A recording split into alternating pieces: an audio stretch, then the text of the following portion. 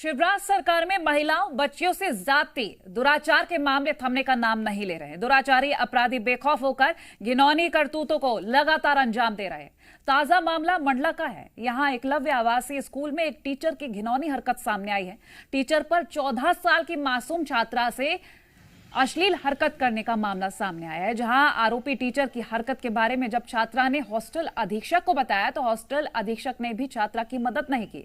इसके बाद छात्रा आप बीती परिजनों को बताने गई और परिजनों ने पुलिस से न्याय की गुहार लगाई है। परिजनों की शिकायत पर पुलिस ने पॉक्सो और SC/ST एक्ट में मामला दर्ज कर लिया है। वहीं मामला दर्ज होने के बाद से आरोपी टीचर फरार है। हमारे सेमरखा में एक शिक्षक के द्वारा हमारे बच्चियों के साथ कुछ गलत व्यवहार किया गया है, जिसकी जैसे ही जानकारी मिली है उस शिक्षक के विरुद्ध FIR भी दर्ज की है और उनको तुरंत रूप से टर्मिनेट कर दिया गया है। और प्रिंसिपल और अधीक्षिका की भी लापरवाही दिख रही है कि बच्चियों ने जब उनको बताया भी था तो उन्होंने थोड़ा नजरअंदाज किया है, तो उनको भी नोटिस जारी किया है।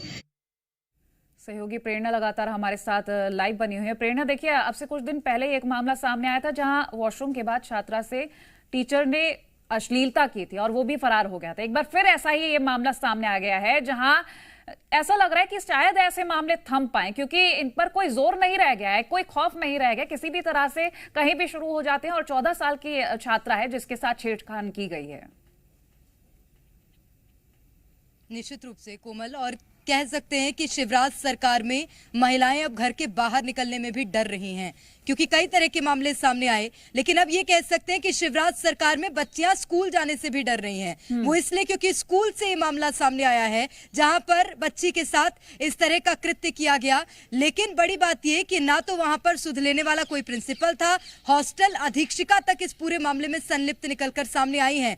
कौन सी योजनाओं की बात करते हैं? लाडली लक्ष्मी, लाडली बहना। और ये जो बच्ची जिसके साथ इस तरह का दुराचार हुआ वो कौन थी? लाडली लक्ष्मी थी या लाडली बहना थी? क्योंकि लगातार महिलाओं के साथ मध्य प्रदेश में अपराध बढ़ते जा रहे हैं। मध्य प्रदेश में अपराधों पर, महिलाओं के खिलाफ जो अपराध हो रहे हैं उन पर अंकुश लगता हुआ नजर नहीं आ रहा है। बावजूद इसके जब भी जिम्मेदारों से इस बारे में सवाल किया जाता है वो यही कहते हैं कि कड़ी कार्रवाई हो रही है। अब तो स्कूल में भी किसी तरह का कोई खौफ नहीं है कोमल। स्कूल में राजधानी भोपाल के एक स्कूल से जिस तरह से मामला सामने आया था कि बस ड्राइवर ने जिस तरह से एक छोटी बच्ची के साथ अमानवीय कृत्य को अंजाम दिया, उसी के बाद एक और मामला ऐसा सामने आया जहां पर वॉशरूम के बाहर इस तरह से बच्ची के साथ छेड़छाड़ की गई और अमानवीय कृत्य को अंजाम दिया गया। और अब एक बार फिर से ये मामला जब सामने आया है, इसने एक बार फिर शिवराज सरकार की कार्यशैली पर सवाल खड़े कर दिए हैं। वो कार्यशैली जो लगातार ये दावे करती है कि महिलाओं की सुरक्षा के लिए हर सफल प्रयास किए जा रहे हैं, हर संभव प्रयास किए जा रहे हैं। मध्य प्रदेश तो वो राज्य है ना कोमल, जहां पर पूरे देश भर में सबसे पहले 12 साल से अगर कम उम्र की बच्ची है उसके साथ अगर किसी तरह का कृत्य निकलकर सामने आता है, अगर बलात्कार होता है तो आरोपी को फांसी की सजा का प्रावधान है। लेकिन सवाल यही है कि कितने लोगों को फांसी हुई और क्यों डर नहीं है? सतना से एक मामला सामने आया, रेप का आरोपी जेल गया क्योंकि उसने रेप की वारदात को अंजाम दिया।